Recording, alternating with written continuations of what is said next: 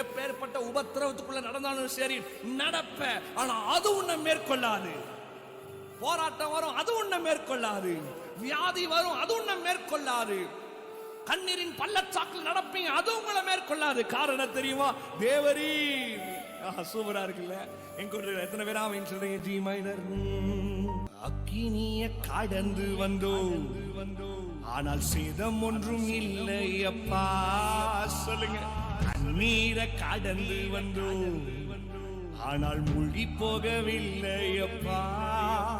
உங்க கிருபை எங்களை விட்டு இமை பொழுது விலகளப்பா. சொல்லுங்க. அங்க கிருபை எங்களை விட்டு இமை பொழுது விலகளப்பா. அக்கினிய கடந்து வந்தோம் ஆனால் சேதம் ஒன்றும் இல்லை